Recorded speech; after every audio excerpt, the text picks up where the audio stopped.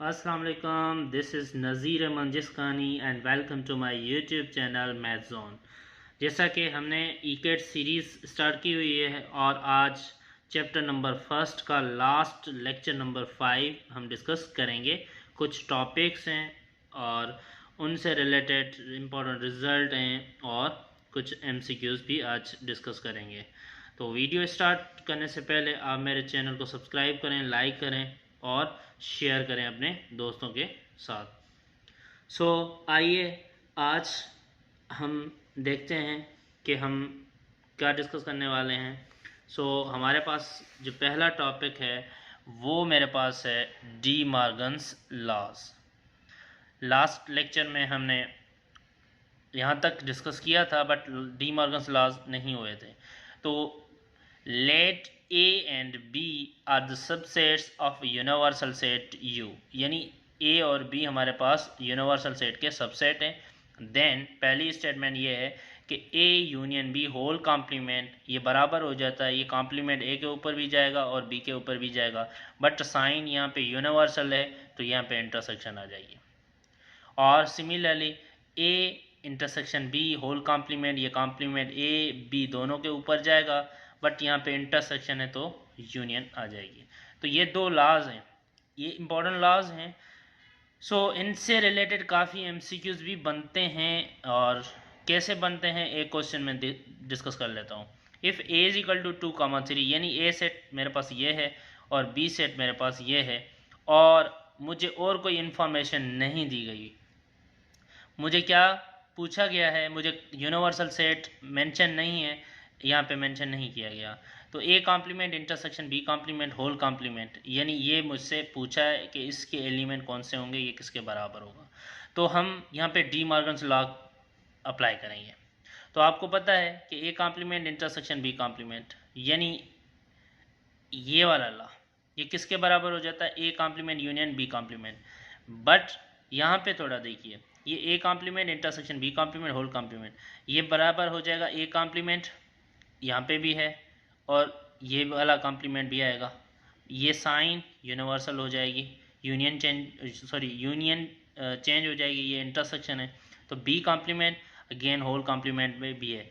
ये भी हम जानते हैं कि A complement whole complement A के बराबर होता है और ये भी हम जानते हैं कि B complement whole complement B के बराबर होता है। तो अब A और B दोनों आपको गिवन है तो इनकी यूनियन आपका आंसर होगा, यानी आपके पास करेक्ट ऑप्शन जो है वो मेरे पास ये A करेक्ट ऑप्शन है इसकी। कुछ इम्पोर्टेंट MCQs बन सकते हैं इसी तरह से। Next, difference of two sets. The difference of two sets A and B is denoted bye A difference B और A/B, ये दोनों साइन है किसकी, डिफरेंस ऑफ टू सेट्स की। एंड इज डिफाइंड एज, इसमें कौन से एलिमेंट आएंगे, ये कह रहा है कि A difference B is equal to X such that x belongs to A but not belongs to B, यानी इसमें वो वाले एलिमेंट जो सिर्फ A में बिलोंग करते हों और B में ना करते हों, तो वो एलिमेंट इस सेट का हिस्सा बनेंगे, एलिमेंट बनेंगे। एग्जाम्पल करके देखते हैं, A बराबर है इसके और B इसके बराबर है, तो आपसे पूछा गया है कि A डिफरेंस B किसके बराबर होगा। तो देखें, हम डेफिनेशन ये कहती है कि वो एलिमेंट आप लिखें जो A में हो और B में ना हो। तो देखें 1 आपके पास A में है B में नहीं है तो इसमें लिखेंगे, और इसी तरह से 2 A में है और B में नहीं है, इसी तरह से इसमें लिखेंगे। आगे 3 A में है तो 3 B में भी है, तो ये एलिमेंट हम नहीं लिखेंगे। ऐसा कह सकते हैं कि सिंपल सिमिलर एलिमेंट आप कैंसिल कर दो, बाकी जो सिर्फ A सेट में एलिमेंट बचे वो आप इसके आंसर में लिख सकते हो। नोट पॉइंट नंबर 1 है, if A intersection B is equal to null set, यानी आपके पास जो है A intersection B null set का मतलब A और B आपके पास डिसजॉइंट सेट्स हैं।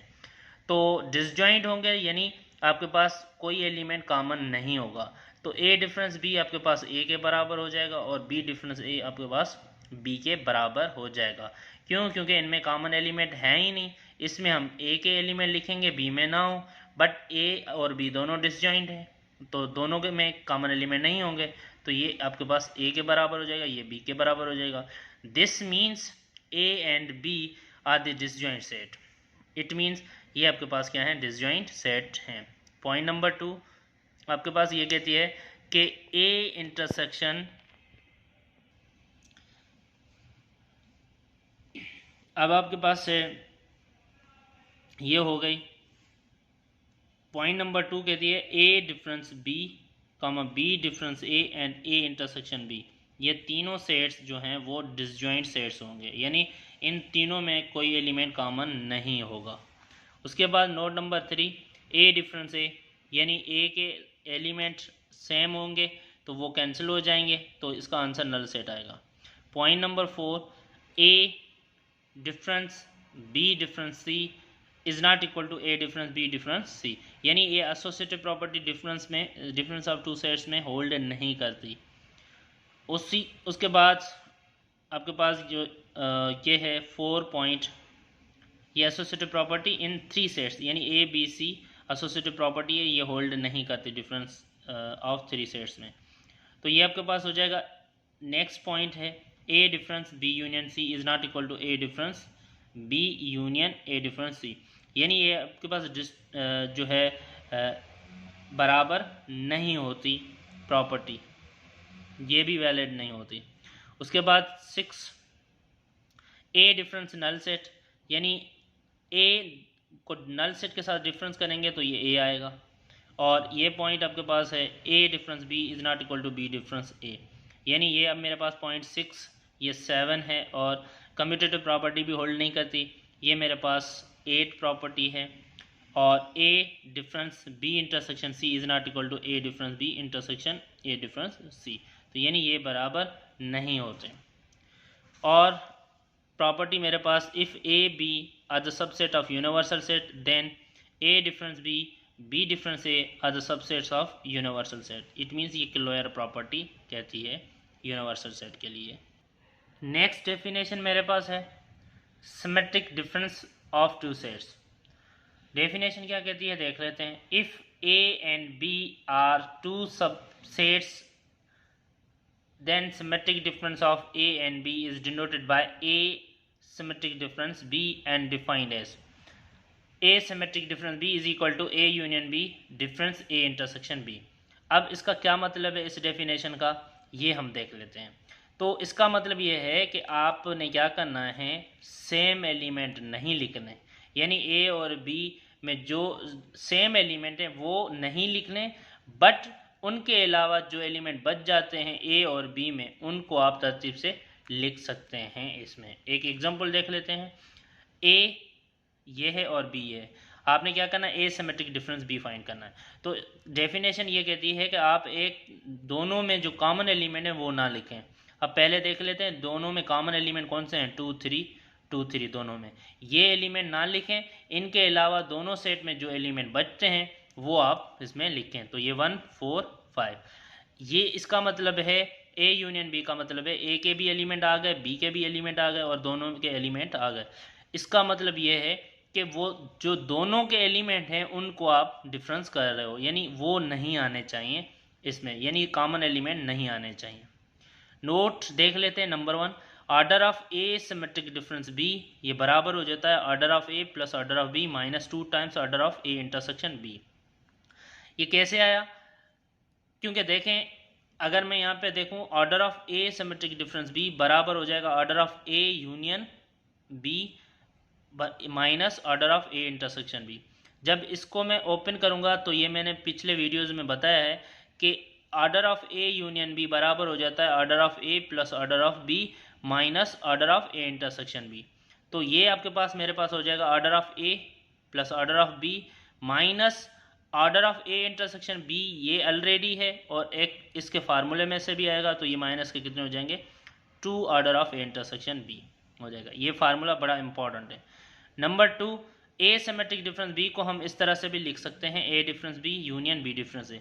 इट मीन्स इसमें आपके पास वो एलिमेंट जो ए में होंगे बी में नहीं होंगे और इसमें बी में होंगे ए में नहीं होंगे, उनको यूनियन कर दो तरतीब से, आपके पास जो है दोनों के यानी एलिमेंट आ जाएंगे। इसका मतलब ये है कि दोनों के कॉमन एलिमेंट को छोड़ के बाकी जो एलिमेंट बचते हैं वो इसका आंसर हो सकता है। एक MCQs डिस्कस कर लेते हैं। If order of A is equal to 5 and order of B is equal to 3, then आपसे पूछेगा, और भी रेस्ट्रिक्शन दी गई है कि A order of A intersection B is equal to 2, आपसे ए सिमेट्रिक बी का ऑर्डर पूछेगा। तो क्या है इसमें आंसर, क्या होगा वो देख लेते हैं। ये आपके पास जो कहता है order of A symmetric difference B, देखें ऊपर बराबर है order of A. Order of A मेरे पास कितना है 5, प्लस ऑर्डर ऑफ बी मेरे पास कितना है 3, minus 2 times order of A intersection B मेरे पास कितना है 2 है। तो ये 5 प्लस 3 ये हो जाएगा 8, 8 में से 4 माइनस करेंगे तो 4 मेरा आंसर आएगा। इसका बी ऑप्शन नंबर करेक्ट है। नेक्स्ट हमारे पास जो डेफिनेशन है वो ऑर्डर पेयर की है। ऑर्डर पेयर की डेफिनेशन क्या कहती है, टू नंबर और expression which are written in particular order, यानी दो नंबर्स या दो टर्म्स या दो एक्सप्रेशन किसी पर्टिकुलर ऑर्डर में लिखी गई हो, उससे हम कहते हैं ऑर्डर पेयर। एग्जाम्पल ये देखें, ए कामा बी एक ऑर्डर पेयर है। क्यों? क्योंकि इसकी फर्स्ट पोजीशन ए है और सेकंड पोजीशन पे बी है, और इसकी फर्स्ट पोजीशन पे बी है और ए है सेकंड पोजीशन पे। तो ये दोनों क्या है, डिफरेंट ऑर्डर पेयर हैं। अब कुछ इंपॉर्टेंट फैक्ट देख लेते हैं ऑर्डिनरी सेट और ऑर्डर्ड सेट में। इन सेट थ्योरी ये आपके पास ऑर्डिनरी सेट है। ऑर्डिनरी सेट में एलिमेंट्स की तरतीब मैटर नहीं करती, बट ऑर्डर पेयर में ये आपके पास A comma B is not equal to B comma A, ये बराबर नहीं होता। बट सेट में ये दोनों इक्वल हैं, बट ऑर्डर पेयर में ये बराबर नहीं है। क्यों? क्योंकि इसमें ऑर्डर मैटर करता है, इसमें ऑर्डर मैटर नहीं करता। इन set theory element can not be repeat, यानी सेट में एलिमेंट रिपीट नहीं हो सकते, बट ऑर्डर पेयर में आप एलिमेंट को रिपीट कर सकते हो। जैसे ए कामा ए, फर्स्ट पोजीशन पे भी ए है और सेकंड पोजीशन पे भी ए है, आप इसे ज़रा से लिख सकते हो। अगली पॉइंट मेरे पास 3 है, ए comma B is equal to 0। ये ऑर्डर पेयर आपके पास 0 के बराबर तब होगा जब ए भी 0 हो और बी भी 0 हो। नेक्स्ट पॉइंट नंबर 4, ये भी इंपॉर्टेंट है, इसमें से भी MCQs आते हैं। ए कामा बी और सी कामा डी, यानी ये दोनों ऑर्डर पेयर बराबर तब हो सकते हैं जब ए बराबर हो जाए सी के, यानी इसका फर्स्ट और इसका फर्स्ट, इसका सेकेंड यानी बी बराबर हो जाए डी के। तो ये तब आपके पास बराबर हो सकते हैं। एक MCQs लिखा हुआ है, इफ़ 2x minus 3 comma 4y plus 1 equal to 5 comma 5, ये दोनों ऑर्डर पेयर बराबर हैं, देन आपसे x और y की वैल्यू पूछ रहा है, तो ये क्या होगी, ऑप्शन गिवन है। तो हम सॉल्व कर लेते हैं इस प्रॉपर्टी का फैक्ट यूज़ करते हुए। यानी ये दो ऑर्डर पेयर बराबर तब हो सकते हैं जब ये 2x माइनस 3 बराबर हो जाएगा 5 के साथ और 4y प्लस 1 बराबर हो जाएगा 5 के साथ। ये 2x minus 3 is equal to 5, ये माइनस का 3 इस तरफ आएगा प्लस, ये बन जाएंगे 8 और 2 मल्टीप्लाई इस तरफ डिवाइड, तो ये आपके पास बन जाएगा 4। इसी तरह से ये प्लस का इस तरफ आएगा माइनस हो जाएगा, तो 5 माइनस 1 करूँगा तो 4, और 4 y से मल्टीप्लाई इस तरफ डिवाइड तो 1, 4 कामा 1 इसका आंसर है। ऑप्शन में से ये नहीं है तो नन ऑफ दीज मेरा करेक्ट ऑप्शन होगा इसका। नेक्स्ट डेफिनेशन मेरे पास है कार्टेशियन प्रोडक्ट या प्रोडक्ट ऑफ टू सेट्स। तो डेफिनेशन देख लेते हैं, let A and B are two non empty sets. A और बी क्या है, हमारे पास दो नॉन एम्प्टी सेट हैं, then Cartesian product of A and B is denoted by A cross B and defined as. किस तरह से डिफाइन करते हैं, इस सेट में हमारे पास ऑर्डर पेयर के फॉर्म में एलिमेंट होते हैं, ए कामा बी एक ऑर्डर पेयर है such that A belongs to A and B belongs to B, यानी ये ए कैपिटल ए से आएगा और बी कैपिटल बी से आएगा। एग्जाम्पल देख लेते हैं, ए आपके पास ये है, बी सेट ये है, आपसे ए क्रॉस बी पूछा गया है, तो ए क्रॉस बी ये ए के एलिमेंट, ये क्रॉस ये बी के एलिमेंट। तो फर्स्ट यानी इस सेट का हर एलिमेंट इस सेट के हर एलिमेंट के साथ ऑर्डर पेयर बनाएगा, तो ये 1 2 के साथ ऑर्डर पेयर बनाएगा 1 कामा 2, और उसी तरह से ये 1 3 के साथ ऑर्डर पेयर बनाएगा तो 1 कामा 3। इसी तरह से अब सेकेंड एलिमेंट 2 है तो 2 कामा 2 बन जाएगा, 2 कामा 3 बन जाएगा। ये आपके पास ऑर्डर पेयर यानी कार्टेशियन प्रोडक्ट की डेफिनेशन थी और इसका एक एग्जाम्पल हमने देखा। नोट देख लेते हैं, कार्टेशियन प्रोडक्ट में कम्यूटेटिव प्रॉपर्टी होल्ड नहीं करती, यानी A cross B is not equal to B cross A. तो ये आपके पास डज नॉट कम्यूट। अगर ये कम्यूट कब करते हैं वो देख लेते हैं। इफ़ ए और B, A equal to B, यानी ए और बी बराबर हो जाएं तो ए क्रॉस बी बराबर हो जाएगा बी क्रॉस ए के। यानी कम्यूटेटिव प्रॉपर्टी जनरल तो होल्ड नहीं करती, बट कुछ एक के से अगर दोनों सेट बराबर हो जाएं तो फिर वो कम्यूटेटिव प्रॉपर्टी होल्ड करती है। थर्ड डेफिनेशन पॉइंट हमारे पास ये है, order of A cross B is equal to order of B cross A, यानी ए क्रॉस बी का ऑर्डर और बी क्रॉस ए का ऑर्डर दोनों का ऑर्डर बराबर होगा। फोर्थ प्रॉपर्टी हमारा रिजल्ट है, if order of A is equal to M and order of N B is equal to N, यानी ए का ऑर्डर एम है और बी का ऑर्डर एन है, तो आपसे पूछेगा कि ए का क्रॉस बी का ऑर्डर कितना बनेगा, एम इंटू एन बनेगा। इसी तरह से ये A cross B union C is equal to A cross B union A cross C, यानी ये मेरे पास डिस्ट्रीब्यूटिव लॉज हैं, ये मल्टीप्लिकेशन ओवर यूनियन कहलाएगा। तो अगर ये ए लेफ्ट से मल्टीप्लाई हो रहा है तो लेफ्ट, अगर राइट से मल्टीप्लाई होगा क्रॉस करेंगे तो राइट डिस्ट्रीब्यूटिव लॉ बन जाएगा। यहाँ पे मल्टीप्लाई है और यहाँ पे यूनियन है तो मल्टीप्लिकेशन ओवर यूनियन हो जाएगा, और अगर यहाँ पे मल्टीप्लिकेशन यहाँ पे इंटरसेक्शन है तो मल्टीप्लिकेशन ओवर इंटरसेक्शन हो जाएगा। इसी तरह से ये सिक्स प्रॉपर्टी है, ये आपके पास कौन सा है, राइट डिस्ट्रीब्यूटिव लॉ है, मल्टीप्लिकेशन ओवर यूनियन। सेवन मेरे पास ये मल्टीप्लिकेशन ओवर इंटरसेक्शन, और इसी तरह से ये लेफ्ट से तो लेफ्ट और ये राइट से है तो राइट डिस्ट्रीब्यूटिव लॉ बन जाएगा।